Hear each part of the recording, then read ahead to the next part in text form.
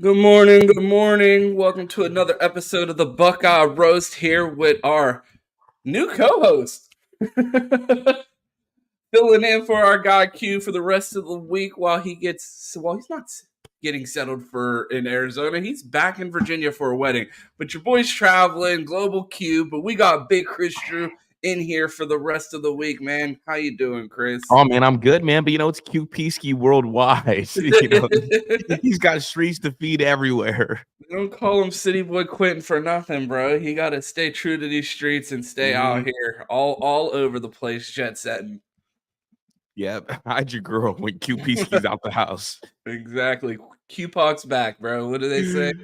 Q-Pac! A big shout out to our guy Wesley Harrison, early gang, first one in the chat. You guys know the rules. First one in here, get a shout out on the show. So we appreciate you. We see the rest of the morning gang in here: Terry, Isaiah, Craig, a bunch of you guys. Ryan Day's Beard. Appreciate all you guys pulling up so early.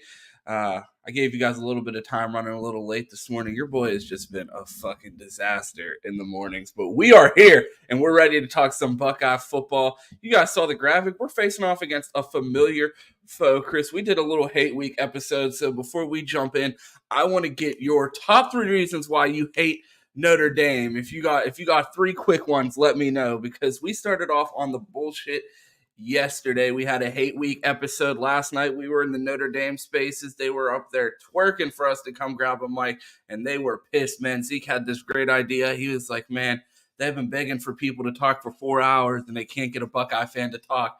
We should just go up there and grab mics and still not say anything. And man, they were fucking pissed. Zeke went up there and got a mic. Everybody started playing in. TK was in there. There were Michigan fans in there. They're like, what do you mean? You can't hear Zeke? He's talking right now. Trolled the fuck out of them. The space ended up turning into a no-talk space.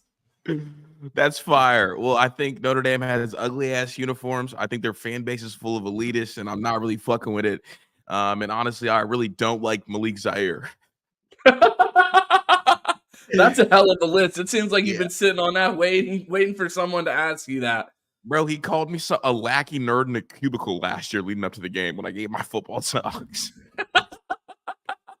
Like, nigga, fuck you. We got a super chat already. Big shout out to our guy Cyber Nerd. He said, shout out to Chris Drew. He is how he found this show. Well, we appreciate you, and we appreciate Chris Drew for putting you onto the show. Yeah, good Big show. Shout out to Cyber Nerd. Elite Buckeye morning show. Elite Buckeye morning show. I appreciate that. Let's just jump right into this. Malik Zaire called me a nerd in a cubicle, a lackey nerd in a cubicle, bro. How did that beef even start? Bro, it just started. Well, bro, I didn't even have anything to do with it, bro. Zach said that the Ohio State brand is much bigger than the Notre Dame brand, and that Ohio State didn't want Malik Zaire to come there. And like, that was the real reason it didn't end up at Ohio State. And this dude took it out on me. I mean, isn't that how it goes sometimes, man? Yeah, bro. It's like, what? Like, what did I do? Yeah. What's it fuck me for? Yeah, what's it fuck me for? I was really just minding my own business. I feel like this timeline is about to be like old school levels of toxic after this game. Like, I don't know. And the Notre Dame fans tend to go missing on the timeline after games, and like everybody's like, this is the year. And like my analysis statistically is the probability of them beating us when they haven't beat us since 1936. No mathematician, but it can't be high. But like, here's the thing. Same, like that's like pre-segregation. Or pre-segregation, bro. The war was still going on. Yeah, I know, but I don't really care about the wars. I care that's about my ration time, bro. Like, bro, you can only get 1 jar of peanut butter a month back then, bro. Yeah, I would have been a peanut butter thief back then for sure. So, with this game coming up, man, I feel like there's a lot of interesting matchups with Sam Hartman being such a dynamic quarterback and Ohio State having such an elite defense. One of the big games that was circled on the schedule was this Western Kentucky game where the Buckeyes only gave up 10 points because they said this was a much needed passing attack for the Buckeyes to see a talented quarterback, comparable skill at the wide receiver position compared to our cornerbacks. So I just want to get your thoughts on Sam Hartman versus the Ohio State secondary. What type of matchup do you think that's going to be this upcoming weekend? Well, just real quick on the Western Kentucky front, I don't know if you know, Ron, but since that coach got there, they run that really widespread air raid offense look. Ohio State held them to their worst offensive performance ever in terms of passing yards per attempt, all that. Like so, even though at times they were able to move the ball, Ohio State stifled them in a way they'd never been stifled before, and had them in the bottom 5 ever for games they've played in every major statistical passing category. So that is encouraging, at least for me, on the defensive side of the ball. But Sam Hartman's a unique case because last year Sam Hartman was borderline disgusting how effective and efficient he was, and people didn't realize it. Him by himself, even though he missed games, he led the entire nation in air yards. That means like not just like I'm gonna throw it 3 yards over here and someone's gonna run for 10. He led the entire nation in air yards more than any other team by himself, and he missed the first 3 games of the year. So like Sam Hartman last year was wildly efficient in pushing the ball down the field. This year, you can maybe see that it feels weird to say that maybe the Wake Forest skill was a little better than the Notre Dame skill in terms of speed. And I know everyone's like, no way, no way, no way. But people forget A.T. Perry last year, that's an NFL player. 6'3", real good wide receiver, one of the best hype tapes also I've ever seen. Shout out to the Wake Forest creative and video team. Was able to do some cool things. Now, this year it's been interesting because Sam Hartman is still spinning it, but it's definitely not the same kind of like downfield aggressive, push the ball no matter what attack.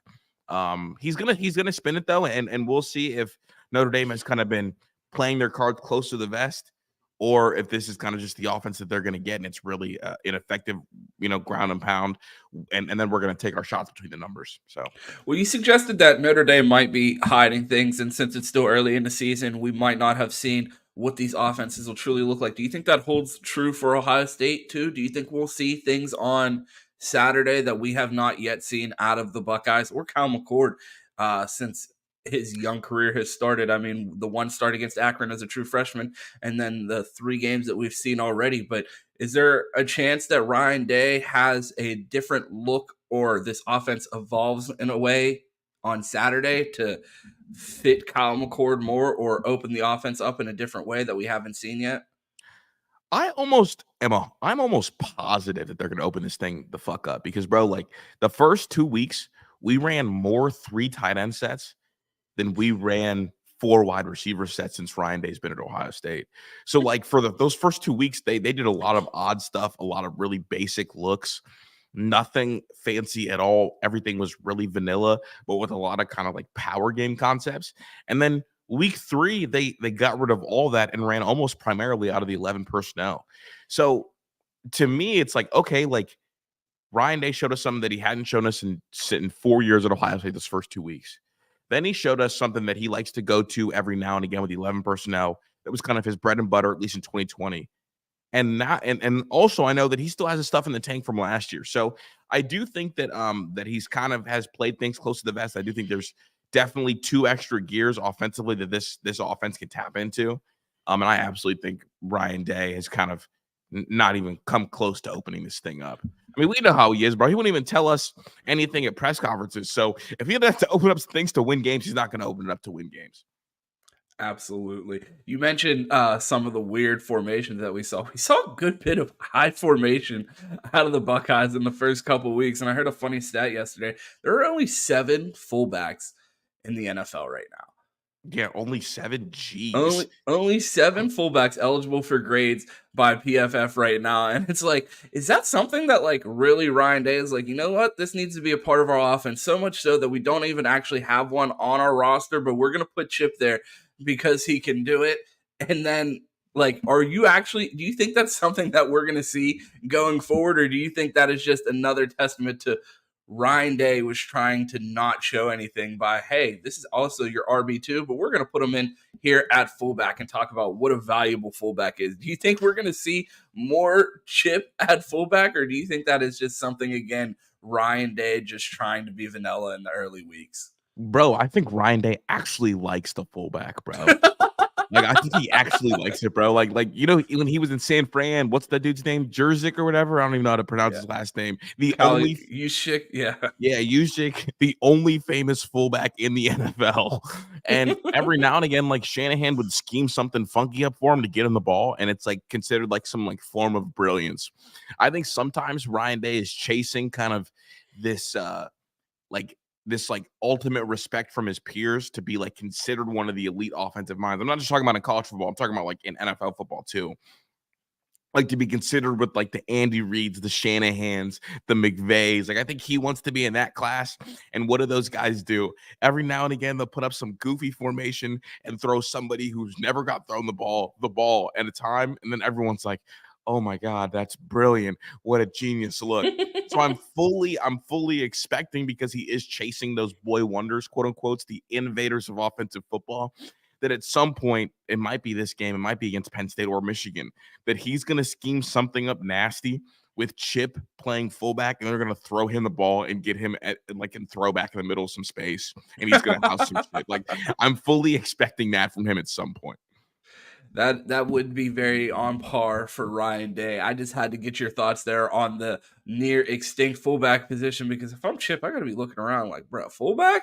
Yeah, like, I'm trying to make some bread. Like, I don't need these extra hits on my body. Exactly. Everyone's coming to Ohio State with the idea of like, yo, if I do the right things here, I should be on the path to make it to the league. I'm already at Ohio State. Like, I should be able to make it to the league. I transferred from Arizona State here, and you're like, yeah, bro, how you feel about the I formation? Oh, yeah, I love running with fullback. No, you are the fullback. Like, you love running with the fullback? Well, so does Trey, and Trey loves running with the fullback too. And guess what? You have been volunteered as tribute. Right, like, bro? They've asked bro to play every position. Like, I'm surprised they haven't been like, yeah, Chip, we like the way that you've been able to put on muscle. Have you thought about nose tackle? Like, have you thought about being the holder? You know, we can right? We know Mick loves to put weight on these boys, so we wouldn't be surprised if Chip uses COVID year to come back and join the defensive line if they need him. Yeah. Fucking put him at the holder spot. See if you can run some trick plays out of that. See if you can save Parker Fleming's job. I'm good on the trick plays, bro. We saw how those went last year. Now, here's a question. Who's the better fullback, Mitch Rossi or Chip Trainum? Chip Trainum. I agree. Chip. But give me the faster player. I don't care. Like, if we're talking offensive lineman, which one's faster? Give me the fast one. Shout out Mitch Rossi. Shout out Mitch Rossi. We got a little deviated from our defense conversation, but I wanted to circle back to some of my Sam Hartman questions about the secondary. One concern that I have is, so we saw a lot of nickel corners and safeties on the field against Western Kentucky. Not so much Sonny Styles. Yeah, do you think that he played 27? He only played 27 snaps on Saturday. Yeah, so Sonny only played 27 snaps on Saturday. Do you feel like that was them hiding their plans for how they plan to use Sonny Styles in the passing attack, or do you think that this is just a case of, if Sonny on passing downs likely would be at that box safety position where Lathan is, traditionally you would just move Sonny there on those plays if you're going to move him around and you don't feel comfortable having him in the nickel, because arguably one of the best defenders on the defense, so you don't want to take him off the field. But again, you're not going to take a senior or someone as veteran as Lathan off the field either. So do you think that the plan is just going to be bring a nickel on and Sonny's going to have to go off the field, or do you think they were trying to disguise how they plan to use Sonny in the pass game this week? Unfortunately, I think that whenever teams go 4 wide and have 2 little twitched up slot receivers and, have the idea to push the ball down the field, unfortunately, I think they're going to pull Sonny Styles off the field every time. It sucks, but and I don't love it, because I think he should be on the field no matter what, and move him positions if you have to. Fuck, have him play the Will Backer or have him play that Lathan spot. But I do think they intend to pull him off, because Saturday would have been a perfect chance to see him in game flow work into a role. So the fact that they pulled him off to me isn't much of a disguise. It's more of a, yeah, Sonny, we like you, but when they go 4 wide and have 2 little twitched up slot guys, we are definitely going to put an extra nickel on the field, and that is going to be Hancock, and he's just going to clean swap you off the field. So another person that I wanted to talk about potentially getting played off the field or picked on as far in the passing game. Do you think that Tommy Eichenberg is still a liability in coverage that can be targeted and schemed into space against a competent passing attack? I think he's a liability in space if you face a team with a dynamic tight end. But other than that, I don't worry about it at all, mainly because our back end safety play is so much better than last year. And there was a lot of times, like in the Georgia game, that I've been really critical of Tommy Eichenberg. But in the Georgia game, one of the big issues that really hurt Tommy was the fact that Ronnie Hickman was so bad behind him. It's like, yeah, okay, like we know that Tommy Eichenberg running 30 yards down the field does not look good. But usually when he's running that far down the field, you would hope that your safety is not so far out of position that he gets there late every time. Like there were several times where Ronnie Hickman was covering nobody and someone's running past Tommy Eichenberg. Like, bro, if you don't slide your I want to declare for the draft ass over a little bit to the left and go make a play and try to make a play on the football, I'm going to smack the fuck out of you. So that was many kind of the times as he declared for the draft, bro. There was a couple times that I thought he was back there declaring for the draft mid-play. Like that's what I'm saying. Like grabbing a microphone, like I got an announcement. yeah. Hey, throw a flag so I can get on the microphone, type shit. You grab the mic on the ref shirt, like I got something to say. I just want to let you on. I'm gonna let you finish. But Ronnie Hickman had one of the best seasons ever, and he's declaring for the draft. You talked about the improved safety play from these Buckeyes. So there's 2 safeties I got a couple questions about before we move on here.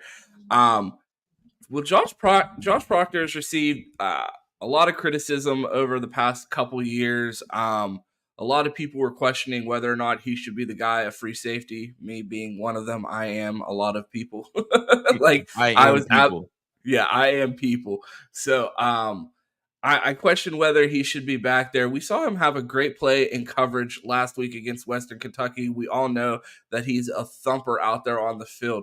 Do you think like this is a game for Josh Proctor to finally completely silence the haters? Like I feel like he's going to have the opportunity to show up and run support and also be challenged in the pass game this week. Do you feel like Josh Proctor rises to the occasion and becomes that player that, I mean, everybody's been waiting for Josh Proctor ever since, you know what I mean, they heard he was pushing Jordan Fuller as a true freshman in bowl practices. And here we are, 5 years later, and Josh Proctor's finally getting his opportunity to start and shine after that gruesome leg break against Oregon a few years back. So do you think this is Josh Proctor's moment to really plant his flag and let people know like he is the player that everyone thought he would be? Bro, Josh Proctor is the most confusing player to me since I've started following Ohio State football, bro. Like, I never know what I'm going to get. Like, he played more in 2019 on an unreal defense than he did in 2022. Like, think about that, Ron. He played more in 19 than he did on 22. It's just so crazy. That's why a lot of people were wondering, like, what's a guy like Josh Proctor still doing here? At one point, you know what I mean? He was thought to be challenging, you know, NFL players for position or for playing time. Mm-hmm. And then we see him get hurt. And then he just gets ripped off the field after one missed tackle in 2022.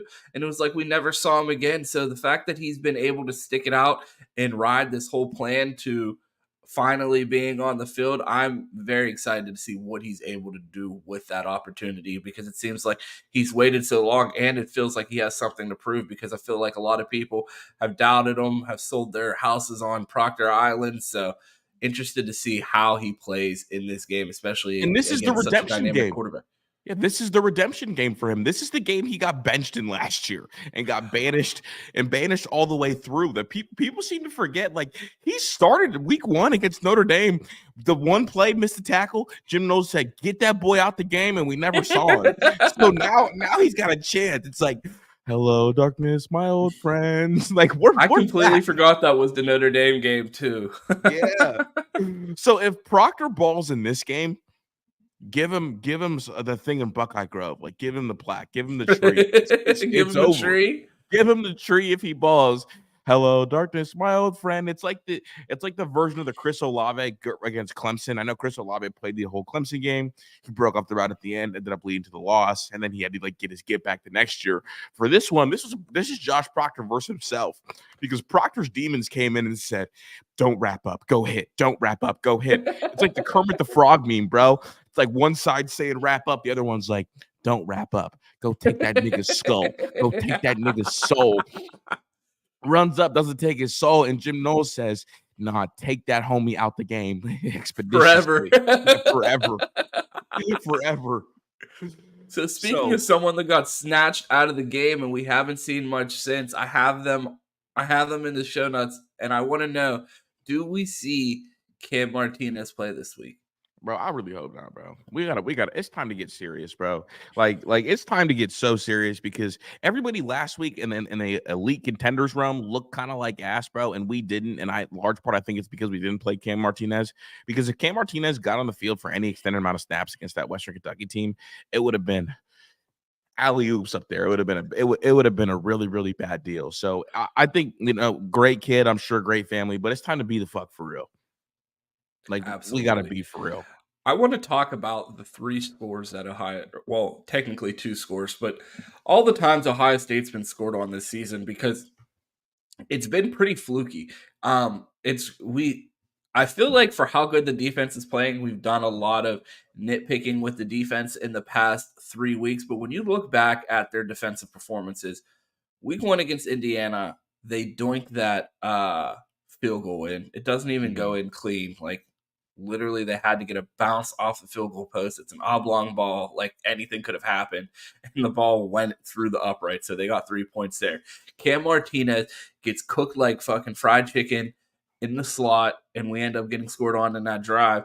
And then the touchdown that we gave up this week was during that series where the fumble got loose and there's only Buckeyes in the frame. Yeah. And the ball cannot stick to a single Buckeye. I mean, everyone's looking at it. Everyone's scrambling.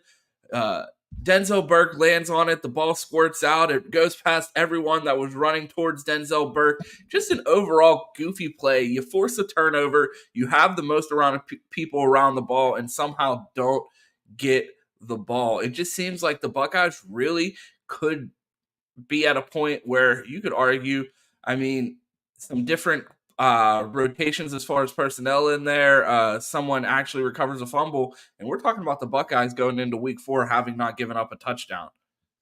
Yeah, bro, that fumble that they didn't recover is like in Madden when you fumble, and like there's like that weird animation where like everybody's like running into each other, but nobody can get the ball, and then one random person that fumbled it gets the ball. It's like, damn, bro, like I had like 7 guys over there, like somebody picked that motherfucker up. But it looked like those week 1 release of Madden plays, like when you see all the glitches of like, look how fucking broken this game is. Game's busted. I never make it past that week 1 glitch fest. I always end up putting the game down at the end of that. But that's I guess that's a topic for another day. But not this Ohio State. It's crazy because like I keep hearing about, obviously I do like the Menace show, and we got a decent national audience, and a lot of them often talk about how elite and how electric the Michigan defense is. And I'm over here like, yo, like we've both played cupcakes, and our defense is really nasty too. Like really nasty, and really getting after it and getting their hands on the football and forcing pressures. I mean, this Ohio State defense, I think, is a strength of the team, and it has me feeling much more confident this year, despite how I feel about the offense side of the ball and some of the quarterback play that is kind of missing. I think the defense is so strong and so good that honestly it could end up being suffocating to the Sam Hartman led offense. So you talk about how dynamic this defense is. If we were able to get Heisman level quarterback play out of Kyle McCord, is this a national championship team? I think it's a national championship team without Heisman level quarterback play from Kyle McCord. I think that's the caliber team we're dealing with. if he is able to pick it up and play like a Heisman candidate, if he's able to pick it up, and I just want to see him throw into some tight windows, because obviously, like the better teams you play, that the more those windows are shrink. It'll really be like, damn, like this team has a real shot to be really special. And what do special teams do? They win natties.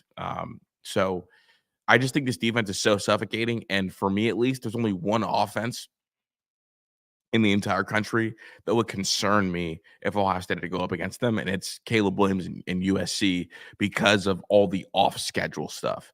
But really, everybody else, like, strikes absolutely zero fear in my heart. Not Georgia, definitely not Bama. I mean, I would love to play Tommy Rees. Tommy Rees stops himself, so that would be phenomenal.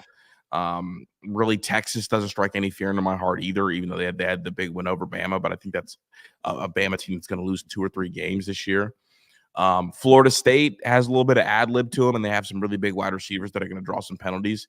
But really, like, I have the utmost confidence in this defense being able to suffocate teams, especially. I mean, they've been suffocating teams, and they haven't really played that much juice yet. And so, I think this defense has a real shot.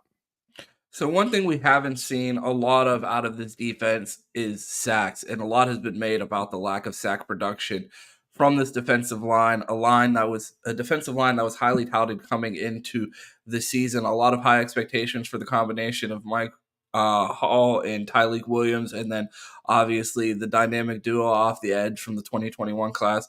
You have Jack Sawyer and JTT. It hasn't really produced the sack numbers that people expected, especially through some of these cupcakes early. But man, were they disruptive last week against Western Kentucky. It feels like someone was in the quarterback's face constantly. They had him scrambling a good bit. You saw Jack Sawyer getting hits on the quarterback despite not getting sacked. Do you think this D-line can be disruptive enough Saturday to get the win even without sacks? I mean, I think they can't get the win without sacks. I do think you will get at least 2 sacks against Notre Dame, because Notre Dame will operate in kind of what we call arrogant play calling. So for Western Kentucky, one of the things was they were going to get that ball out no matter what. And the Reed kid knew that their offensive line was outmatched versus the defensive line. And even still, he was getting fucking punished, bro. Like, he was getting hit all the time and still managed to get the ball at a good amount. With Notre Dame, they're not going to call a lot of quick game. They feel like they have the best offensive line in the country. So they're going to sit back, and there's going to be times where they will call your four-step drops because you think you have that kind of offensive line. So I think they'll be dealing with less quick game. I don't know how many sacks Sam Hartman will take, but I would not be surprised if Ohio State got home for 2. I mean, it happened last year. Like, last year, the game we got sacks in was that Notre Dame game, in large part because Notre Dame calls plays like they do have the best offensive line in the country, and are comfortable going through some of those 3 and 4 step drops. So, I think that the way Jack Sawyer and JT play, and when they were flipped, shout out to our guy Cam for getting that one out there. Yeah, look at that armchair coach out there giving great breakdowns. It's like Cam said that he thinks that Jack Sawyer's playing on the wrong side, and what do you know? 4 days later, he's playing on the other side. Yep, and super disruptive on that other side. So, I do anticipate that Ohio State will be able to get home, but also, like, on the back end, bro, like, if they're not able to get home, to me, that means that Sam Hartman is at least sped up a little bit. And if Sam Hartman's sped up, like, I really like Ron, bro. I love our secondary. Like, I love those boys, bro. Same, and they're so and I like the guys coming up behind them too. They have Malik Hartford and Jermaine Matthews just waiting in the wings. And I mean, the legend of Kai Stokes. Like, I mean, he's a Buckeye legend and he hasn't really even touched the field yet. So I'm interested to see where he falls on the depth chart next year. Bro, what's the stat with Jermaine Matthews? He's been targeted 5 times and has 3 he's touched the ball 3 times, including for a pick 6.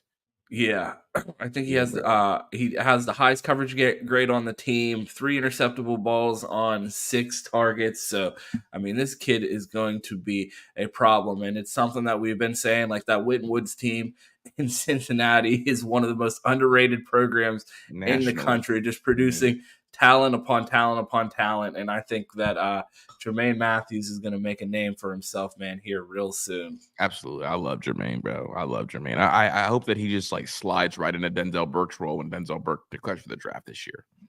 Absolutely. Denzel Burke, where do you have him currently right now as far as a draft prospect? Ooh, bro, he's playing like a first rounder. Like he's tackling again. Like he put his head on the football. I was like, damn, because like freshman year Denzel Burke was really good in coverage, but like didn't want to tackle anybody. Sophomore year Denzel Burke was on that lobster mac and cheese and really was just chilling, happy to be here. Junior year is mad at me and he's balling. So I'm 100% here for it. I pray he's a first rounder, but I think he's playing like a first rounder currently.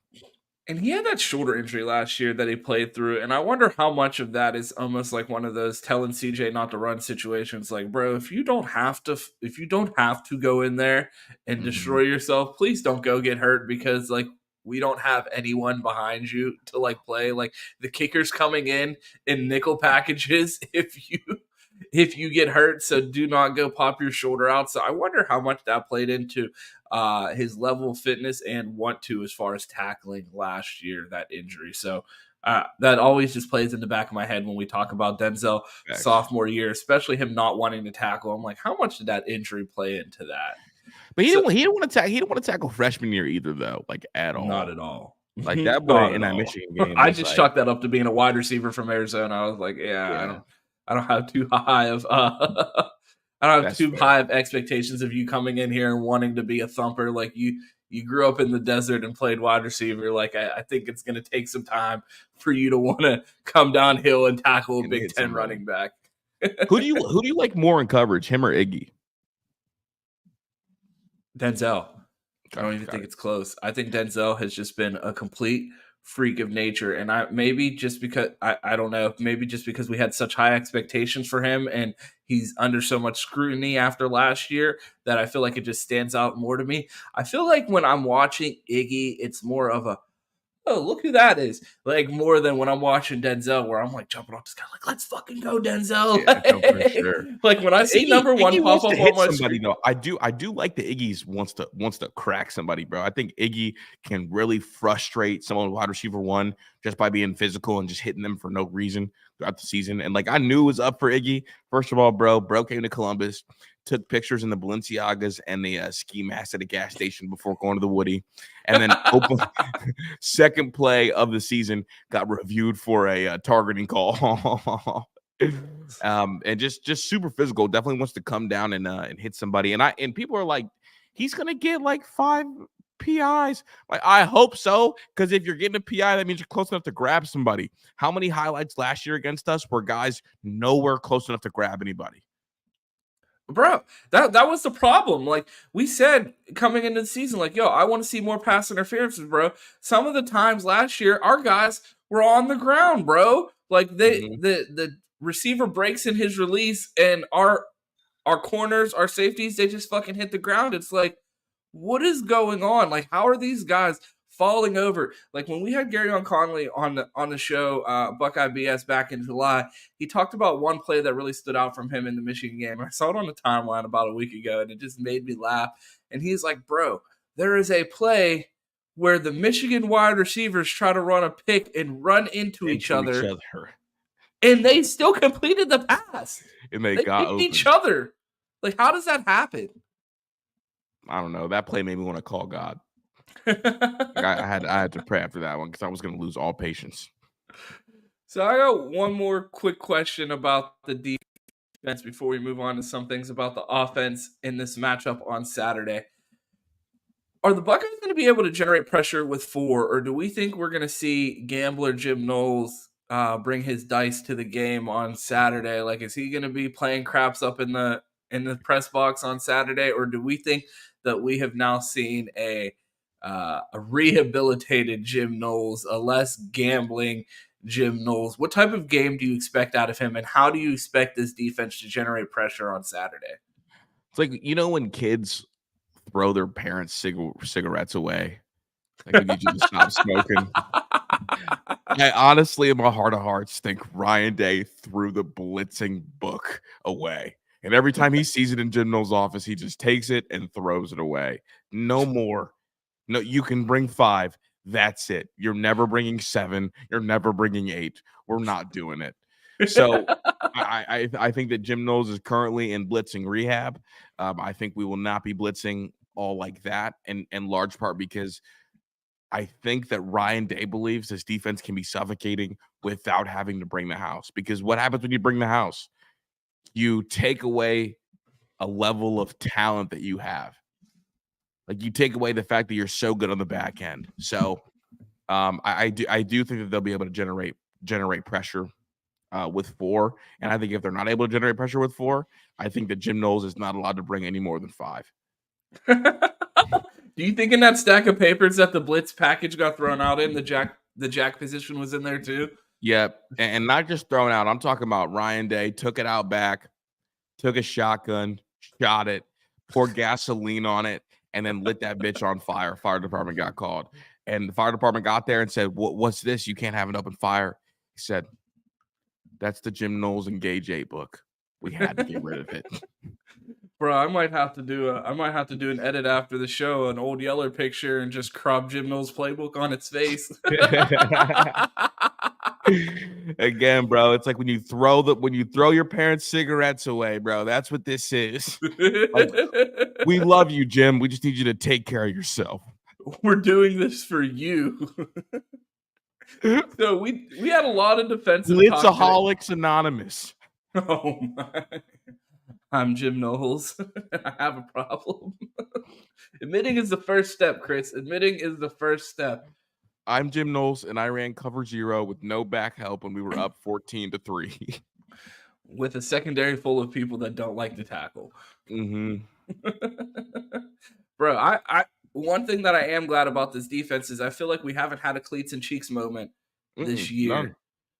So fingers crossed we'll make it through Saturday with no cleats and cheeks moments. But I do want to move on to the offense. And what do you think the balance of this offense is going to look like? What do you think the goal of this offense is going to be on Saturday? Obviously score points, but how do you think they want to do it? What do you think this run pass balance is going to look like? Bro, I don't know what our offensive identity is yet. Like, what do you think our offensive identity is? I don't think that Ryan Day has shown it. And I think one of the reasons why we saw both quarterbacks struggle so much is because Ryan, and one thing that was weird about this quarterback battle is it doesn't seem like Ryan Day went out there and was like, both of you go out there and do your best, and I'm going to call a game to empower you and showcase your best skills. It was like, I'm going to call this vanilla-ass offense, and someone show me who can go out there and win this game without me opening up the playbook because I'm not showing anything in these early games. And, like, I don't feel like – and one of the reasons why I feel like we saw both of those guys look better on Saturday against Western Kentucky is now that this quarterback battle's gone, I feel like Ryan Day is enabling both of these guys to succeed in their own individual way. I feel like the games are being called to highlight their skills. I feel like the offense is focused for both of them when Devin's in the game and when Kyle's in the game. So I feel like Ryan Day has to have a good idea of what Kyle's strengths and weaknesses are. I mean, you know what I mean? This is a guy that you've thought for almost 3 years is eventually going to play at your university. You had to have had a general idea of what this offense will look like under Kyle. And right now, I don't know what the identity is going to be. I don't know how, like, we don't see a ton of those bubble screens that we've seen. Like, we see them, but like not a million of them. We haven't seen a lot of passes over the middle. The running back rotation has kind of been spotty. I'm really interested to see what this offense looks like because I feel like this will be the first look into what Ryan Day's view or goal for this offense is going to be for this team. Yeah, I think we're a power run team that likes to take play action shots, I think, but I'm not sure. But also, we're not a play action team that likes to take shots when Devin gets in the game. When Devin gets in the game, it's much closer to kind of that CJ Stroud. We're going to spread it out until we just want to run quarterback power. We want to spread it out, but I want to twitch and feel like you're JT Barrett and run quarterback power. I don't know why. You know how you said that Ryan Day took Jim Knowles' playbook out back like old Yeller. I feel like when when Urban Meyer put the whistle over Ryan Day's neck, he was like, "Come to my office," and handed him one last thing, and it was QB power printed out on a piece of paper, and he was like, "You're going to take this with you if you're going to take this job." Like Urban just left that, like, you know how the Steelers coaches, they leave a beer in the desk for the next coach every time. Like that's how Urban does it. He leaves QB power for the next coach in their desk every time he gets replaced. It's like in the whistle, it's like in the headset, or like they're wearing the headset and the voice comes through, QB power. It's like who said that? Who Like what was the look on Trevor Lawrence's face when Urban Meyer walks in the door and he's like, "You ever run QB power, son?" That's a philosophy question, bro. It's like not just a play, it's a lifestyle. But here we go. So real quick on Devin. I know it's in the future, but Devin Brown and Carnell Tate's chemistry is through the roof. I love it. And that offense, when they're both out there, looks drastically different than the Kyle McCord and Marvin Harrison Jr. offense, which it feels like they like Kyle to get more of the easy access throws to try to see if Marvin Harrison Jr. can break something, if that makes sense. Yeah. So I think it's more of a play action, and we want the ball in the receiver's hands a little bit sooner to see if they can make something shake, rather than with Devin Brown. It's more he's going to take these shots, so we just have to kind of like hold our breath and see what these shots do. So I do think on Saturday, I think it's going to be power run game. I mean, remember last year, bro, like when we couldn't get the run game going because that Al Golden defense did a really, really good job, or we couldn't get the throw game going. It was like, fuck it. Mayan, let's go. We're just going to run between the tackles the entire game. So I feel like one thing that people get confused about that game, though, and why Ohio State's offense stalled, and I feel like it's something that like Notre Dame fans really haven't taken into account, because I heard Notre Dame fans talking about this. They're like, "Look at their offense last year; they had a better quarterback." Blah blah blah blah blah. I'm like, does everyone forget that Ohio State lost a receiver that had just had 1,600 receiving yards the previous year and rewrote every record for receiving in the Rose Bowl the previous year, get hurt during the first quarter? Like, that whole offseason was planned around scheming that entire offense around Jackson Smith-Njigba. They were going to get him a Heisman. They were aiming to get him a Heisman last year.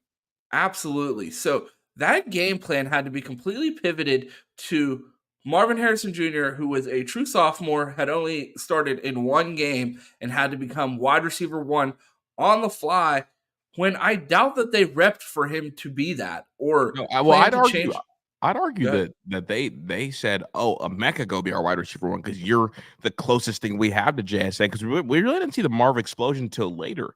I mean, shit.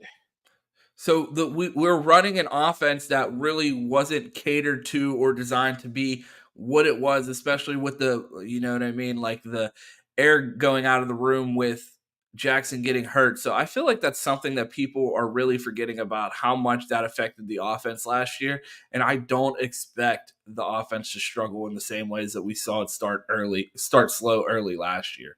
Yeah, and we've talked about how that slot position under Ryan Day's offense does require a lot of information processing, and the guy that was getting all the lion's share of those reps was JSN. So like for that to be the whole game plan, and he was supposed to be returning punts that year too, for that whole thing to happen, and then boom, injury. It's like you're looking around like, oh shit.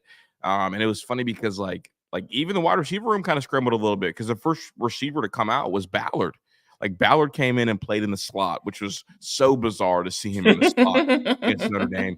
And then shit, you saw and then you saw X come out there. Yeah, X, and then X made the play of the game, kind of to put things away. And so it was really clunky and really odd. But honestly, I'm glad they had kind of Mayan to lean in on. But this year, I do think the power run game is going to be the best it's been at Ohio State since fucking the J.K. Dobbins 2019 year. So I'm expecting them to make an emphasis on that, because I think that they believe that Kyle McCord is at his best in play action passing situations where he can take shots to Emeka and to in rhythm shots to Marv. I had a couple more show notes, but your boy got to get off to work. It is 8:57. I appreciate everyone tuning in this morning. We got 50 plus people in here. I don't think I've said this all day, but make sure you smash that like button. There's almost 50 of you guys in here. It helps us so much in the algorithm. It's such a huge push for us. It enables us to get huge guests like Big Chris Drew here in with us. So it really helps us if you could smash that like button. Chris, I know you hate this question. Where can the people find you? Do you do another show today? Yeah, I'll be live at noon. If you want to find me, good luck. Yeah, good luck finding Chris Drew today. But if you want to find me, you can find me on Twitter at 2Ts. That's 2_TEES. You can find me on Twitch at the same thing, on TikTok at 2Shiesty. We do shows here 7 days a week. We have the Buckeye Roast Monday through Friday at 8 a.m. here with Q. But we got Big Chris Drew filling in the rest of the week. He will be here Thursday, Friday, and then we have the college football pregame show on Saturday mornings, the flagship Buckeye BS at 10 a.m. on Sundays, and our national show, The Fans Edge, every Wednesday. So make sure you tune back in tonight for Mike, Cam, EG, and Disney talking all things national college football. And of course, don't forget, if you haven't checked it out, Q and I were on Bleacher Report on Monday. Chris and I will be on Bleacher Report tomorrow at 2:30. So make sure that you tap in for those. If you don't have the Bleacher Report app downloaded, make sure you download that and tap in with me and Chris Drew tomorrow. Appreciate you guys tuning in to this episode of the Buckeye Roast, and OH. IO.